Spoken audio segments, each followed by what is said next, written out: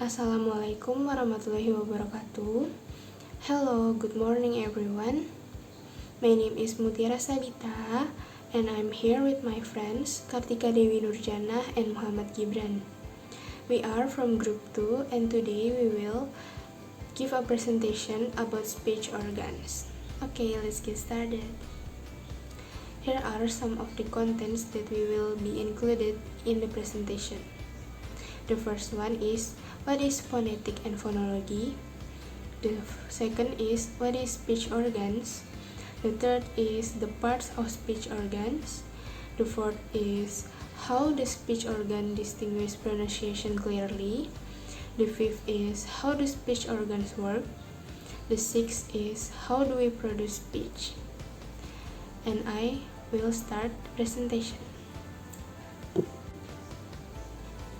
Phonetic and phonology. There are two fields of subdisciplines in linguistics concerned with pronunciation and sound, namely phonetics and phonology. Both of them describe and analyze speech from a different perspective. Phoneticians strive to find ways of describing and analyzing the sounds humans use in language in an objective way. Three different areas of phonetics can be distinguished: articulatory phonetics, acoustic phonetics, and auditory phonetics. Articulatory phonetics analyze which organs and muscles are used by speakers to produce speech.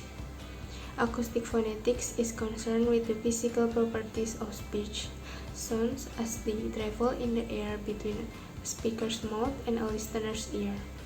Auditory phonetics focuses on the effect the sounds have when they reach the listener's ear and brain. Phonetic is thus a linguistics field that draws heavily on other scientific disciplines, including anatomy, physiology, neurology, and physics. The beginnings of articulatory phonetics can be traced back to the very detailed descriptions of the pronunciation of Sanskrit, which were made by Indian scholars several centuries before. The first theory on the function of the vocal folds was proposed by Antoine Ferrin, 1693 until 1769. In the 18th century, Chris van Gorlip Kratzenstein, 1723 until 1795, and Wolfgang von Kempelen, 1734 until 1804, attempt to explain the production of vowels and consonants by building a talking machine. Henry Sweet, 1845 until 1912, and Daniel Jones, 1881 until 1967, were the pioneers in the description and transcriptions of the articulation of English speech sounds. Nowadays, phoneticians are actively involved in the development of scientific speech and automatic speech recognition systems, which we encounter almost every day in automatic announcements at railway stations and airports, as well as in telephone bookings and interactive computer-based pronunciation training courses. Phonetics may be defined as the science of speech. It is concerned with all aspects of the production, transmission, and perception of the sound of language. According to one's view of the scope of the term linguistics, phonetics may be regarded as an independent discipline alongside linguistics, or alternatively, as a component within it, though the second interpretation may imply a narrowing of subject matter to only those aspects considered directly relevant for linguistic analysis and theory. The term speech science or phonetic science encountered in book titles or in the names of academic programs and departments, are equivalent to phonetics in its wider sense, used to insist on the broad remit and scientific basis of the discipline.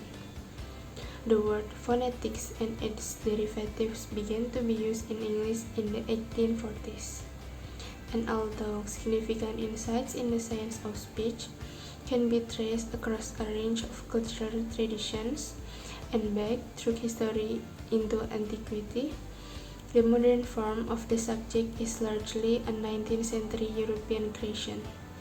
Contributions from British pioneers A.J. Ellis before 1814 and until 1890, and I.M. Bell, born in 1890 and died in 1905, were especially important. And the subsequent establishment of phonetics as the basis of linguistic science as a whole can be attributed particularly to the influence of Henry Swift, 1845 until 1912, and Edward C. First, 1850 until 1932. The dominant comparative historical linguistics of their day has since been overtaken by several changes of paradigm, though phonetics has retained its positions as what Swift called the indispensable foundation of language study. Since the mid-19th century, therefore, phonetics has had a continuous and cumulative history as an interdisciplinary field sited at the three-way intersection of biomedical science, at first mainly physiology, physical science in the early days chiefly acoustic, and linguistic science. Each of these areas has undergone radical diversification and development, with the result that the total field of phonetics is now huge. Any attempt at a bibliography must therefore be highly selective. The term phonology has several meanings. It is often used to refer to generalizations about sound and sound combination, often called sound patterns, in and across language. In contrast, within generative grammar, phonology refers to a particular cognitive module. Many generative theories propose that the module takes input consisting of strings of symbols, called phonological symbols, segments, phonemes, underlying forms, or the input depending on the theory. The symbols may be accompanied by information about morphology, syntax, and perhaps even some aspects of meaning. The module produces an output representation which serves as the input to the phonetic modules. These modules ultimately provoke muscle movements that can result in speech sounds. A common point of confusion is the belief that the phonological module manipulates speech that sounds. In fact, the phonology manipulates representations that are sent to the phonetic module, which converts them into sound. The two meanings of phonology are not in opposition. Phonology, or sound patterns, make up some of the data used in theorizing about the phonology, or the cognitive module. There are large variations in the sound patterns across language. For example, Hawaiian has non-contrastive consonants, whereas Ubik has 86. However, there are commonalities too, though many are disputed. For example, every language has either an alveolar voiceless stop of some kind or a glottal stop, or both. Similarly, no language lacks words that start with a consonant. There are also large variations in phonological modules among humans. However, a great deal of research contends that all phonological modules share common properties, at least in their underlying structures. Although the outputs of language are diverse, much work has argued that the representation and process used to generate. Phonological outputs are very similar, perhaps identical, in all phonological modules with only certain aspects of the phonological module, e.g., rules, constraint, ranking, differing between modules. The role phonetics plays in phonological analysis is considered with respect to feature, segment, phonological process, and the abstractness of phonological solution. Phonetic evidence is review concerning the feature, strident that question the defining properties of this feature, is placed in the distinctive feature framework, and its role in the analysis of natural classes for fricatives. The extent to which a sound segment is analyzed as a single unit or a cluster is considered with reference to pre-nasalized stops in Moru. The phonetic data are neutral with respect to the unitary or complex status of such segment, suggesting that the decision is more properly a phonological one. Phonetic evidence for the phonological process of neutralization is reviewed. Acoustic analysis of word final devoicing in German, Polish, and Catalan provides support for the reality of the process of neutralization in phonological solution. Finally, phonetics help provide a set of constraints or limiting conditions on the abstractness of phonological solutions. While phonetics cannot inform phonology about the appropriateness of a particular underlying form, there should be some phonetic transparency between the underlying form and its ultimate phonetic instantiation.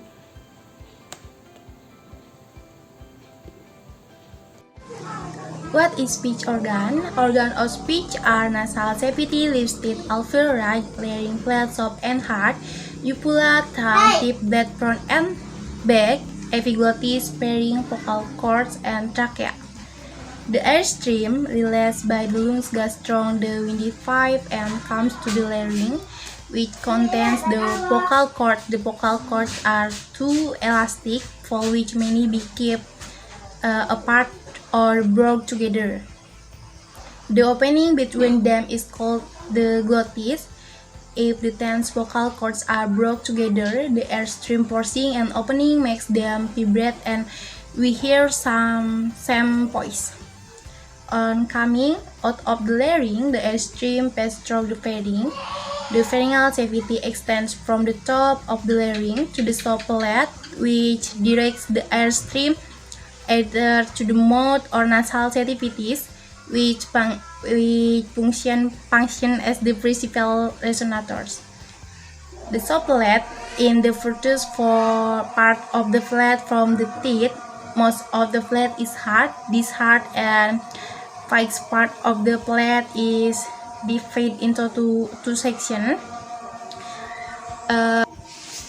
The hard palate, the highness part of the palate, and the teeth rings or alveoli. The most important organ of speech is the tongue. Phoneticians divide the tongue into four sections. The part which lies opposite the soft palate is called the back of the tongue. The fat passing the hard palate is called the front. The one lying under the teeth ring is known as the blade and is extremely sensitive. Okay, the lips can take up various positions as well. They can be drawn firmly together or keep apart neutral, rounded or protruded forward. Every language has its own system of speech sound. English speech sounds are produced when the air stream coming from the lungs assumes various shapes in the mouth during the process of breathing. And in other words, we can say the speech is essential function of these organs, as are the other function. Pulmonic aggressive extreme mechanism is used while producing sound of English. The word pulmonic refers to lungs and aggressive relates to throwing out. English is spoken when we throw air out from our mouth in the process of breathing. Okay.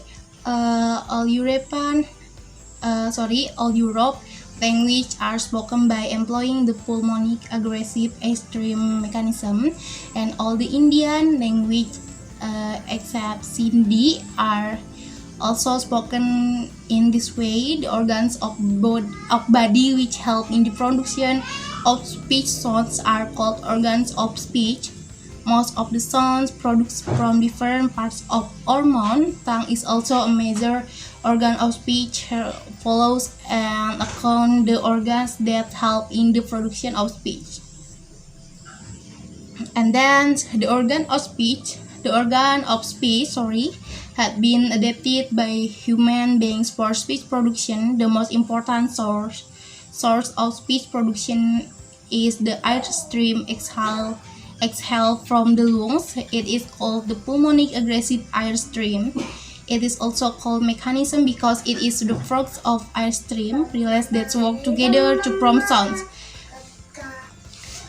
And the English language generally makes use of the pulmonic aggressive airstream mechanism for the production of speech sounds. However, it should be noted that some languages possess sounds and not requiring lung or pulmonic for their articulation. And the part of speech organ. Number 1, lips. They serve for creating different sounds, mainly the labial, bilabial, and labiodental. Bilabials are produced through upper and lower lips, such as P, B, M, and W. Labiodental sounds are produced from the upper teeth and lower lips, such as F and P. And number 2, teeth. They are responsible for creating sounds, mainly the labiodental. And linguodental sounds are produced by placing tongue tip between upper and lower lips, S, M. And number 3, tongue. Usually it is divided into different parts. Tip, left, from, back, and root. Tongue plays important part in production of almost every speech sound. Okay. Next, number 4, alveolar ridge. They serve for creating different sounds, mainly the labial, bilabial, and labiodental. Bilabials are produced through upper and lower lips, as P, B, M, and W. Labiodental sounds are produced from the upper teeth and lower lips, as F and V. And then hard plate, like the alveolar ridge, the tongue taps and plate when articulating speech, such as G. Phylum. The production of pillar sounds is done by placing the back of the tongue against the phylum, such as K, G, and dot. And then uvula. The uvula is used to make guttural sounds. It helps to make nasal consonant by stopping air from moving through the nose. And hard plate. As the vocal folds vibrate, the resulting vibration produces as basing quality to the speech. Sound production involving only the glottis is called glottal. Voice consonant include V, Z, B, D, Z, and W. Voiceless consonant include F, S, P, T, K, and H. Okay, and then how the speech organ distinguishes pronunciation clearly. It happens because when we make a sound, there are certain pairs of our vocal tract. They move, they block the air, and they help us to produce sounds, words, sentence, or language. Since simply say that organ that produce sound, we call them speech organ. Okay, and simply say that organ that produce sounds, we call them speech organs. Oral cavity is the empty space of our mouth. It helps to produce sounds like b, ba, pa, ta, ka. The air phase through our mouth, and the oral cavity helps to produce those sounds. There are oral cavities. Nasal cavity is simply the empty space in our nose. When we produce different sounds, the air passes through the nose, so the empty space through with the air space, we call it nasal cavity. For example, ma and na. And then pharynx is connected to the nasal cavity. It is behind the larynx, and the larynx symbol the parts of Adam's apple, and that's part the larynx. English do not produce much sound by using pharynx and larynx, so these are very complex to understand. Basically, when air passes through the lung, the air travels the vocal tract, and this pharynx and larynx sometimes sway over or something. They are close. Pharynx and larynx are different from oral cavity, and over or sometimes they are close. Pharynx and larynx are different from oral cavity and nasal cavity. To describe some of the parts in speech organ, articulator are basically the organs that take part in producing sounds, like lips, tongue, or teeth. There are two articulators. One is active articulator and another is passive articulator. Active articulator is the muscles inside our mouth. It is movable organ which are principally the lip and the tongue. Tongue tip, tongue blade, and tongue front, and then tongue root. It takes part directly to produce sounds. Passive articulator. There are some organs which are not muscles but bones inside our vocal tract. These bones we call them passive articulator, and they are immovable parts which are upper teeth and hard palate, alveolar ridge, postaveolar region, soft palate, and which remains motionless. Passive articulator do not move because the bones do not move. How do speech organs work? All sounds we make when we speak are the result of the muscles contracting. The muscles in the chest that we use for breathing produce the flow of air that is needed for almost all speech sounds. Muscles in the larynx produce many different modifications in the flow of air from the chest to the mouth. After passing through the larynx, the air goes through for what we call the vocal tract, which ends at the mouth and the nostrils. Here, the air from the lungs escapes into the atmosphere. We have a large and complex set of muscles that can produce changes in the shapes of vocal tract. And in order to learn how the sounds of speech are produced, it is necessary to become familiar with the different parts of the vocal tract. These different parts are called articulators, and the study of them is called articulatory phonetics. Articulations in phonetics is configurations of the vocal tract, or the larynx, and the pharyngeal, oral, and nasal cavities, resulting from the positioning of the mobile organs of the vocal tract, for example tongue, relative to other parts of the vocal tract that may be rigid, and for example hard palate. This configuration modifies an air stream to produce sounds of speech. The main articulators are the tongue, the upper lip, the lower lip, and the upper teeth, the upper gum ridge or alveolar ridge, the hard palate, the velum or soft palate, the uvula or free-hanging end of the soft palate, the pharyngeal wall, and the glottis or the space between the vocal cords. There are two articulators, and one is active articulators and another one is a passive articulators. Active articulators. Active articulator is the muscles inside our mouth. It is a movable organ which is principally the lip and the tongue, which consists of tongue tip, tongue blade, tongue front, tongue root. It takes part directly into the produced sounds. Oral cavity is the empty space of our mouth. It helps to produce sounds like ba, ta, ta, ka. The air passes through our mouth and the oral cavity helps to produce those sounds. passive articulators. There are some organs which are not muscles but bones inside our vocal tract. These bones, we call them passive articulators, and they are immovable parts which are upper teeth, hard palate, alveolar ridge, post-alveolar region, soft palate, and which remains motionless.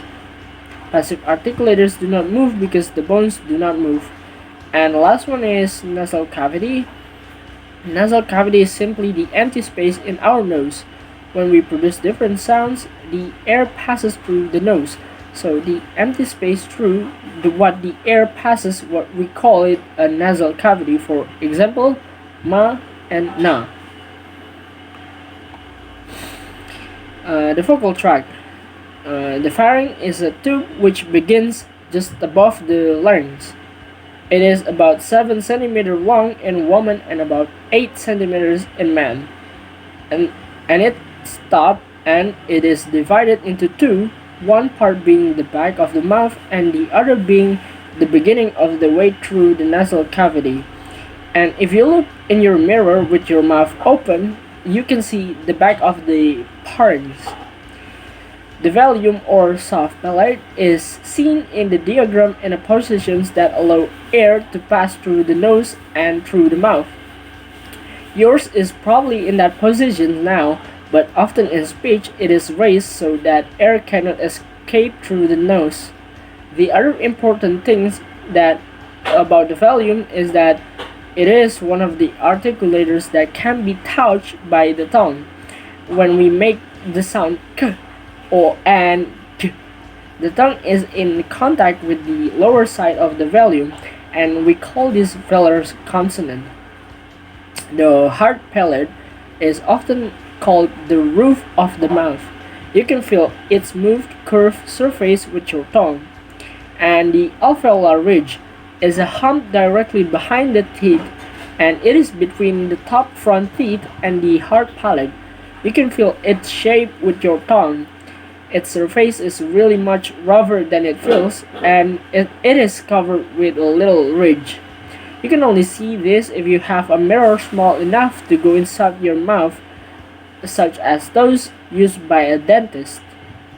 Sounds made with the tongue touching here, such as t and t, are called alveolar. The tongue is, of course, a very important articulator, and it can be moved into many different places and different shapes. It is usual to divide the tongue into different parts, though there are no clear dividing lines within the tongue, although there are no obvious divisions on the surface tongue itself. How do we produce speech? In these sections, we will study the productions of speech sounds from an articulatory point of view in order to understand better subsequent sections about vowel and consonant sounds. It must be said that speech does not start in the lungs, it starts in the brain, and it is then studied by the psycholinguistics after the creations of the message and the lexicogrammatical structure in our mind. We need a representations of the sound sequences and a number of commands which will be executed by our speech organs to produce the utterance. So we need a phonetic plan and a motor plan. After this method of operations, we come to the physical productions of sounds. Speech then is produced by an airstream from the lung, which goes through the trachea and the oral and nasal cavities. It involves four processes: initiation, phonations, oronasal process, and articulations. The initiation process is the moment when the air is expelled from the lungs. In English, speech sounds are the result of a pulmonic aggressive airstream. Although that is not the case in all languages or ingressive sounds, the phonation process occurs at the larynx, and the larynx has two horizontal folds of tissue in the passage of air. They are the vocal folds. The gap between these folds is called the glottis. The glottis can be closed then no air can pass, or it can have a narrow opening which can make the vocal folds vibrate, producing the voiced sounds. And finally, it can be wide open, as in normal breathing, and thus the vibrations of the vocal folds is reduced, producing voiceless sounds. After it has gone through the larynx and the pharynx, the air can go into the nasal or the oral cavity. The volume is the part of responsible for that selections.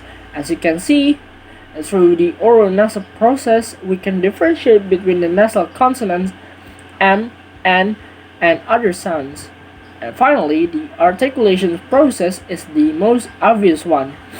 It takes place in the mouth, and it is the process through which we can differentiate most speech sounds. In the mouth, we can distinguish between the oral cavity, which act as a resonator, and the articulators, which can be active or passive. Upper and lower lips, upper and lower teeth, tongue, tip plate front and back, and roof of the mouth, alveolar ridge, palate, and volume. So, speech sounds are distinguished from one another in terms of the place where and the manner how they are articulated. And maybe that's all for our presentations for today. And if there's any mistakes, we are really sorry. And I think that's all. Wassalamualaikum warahmatullahi wabarakatuh.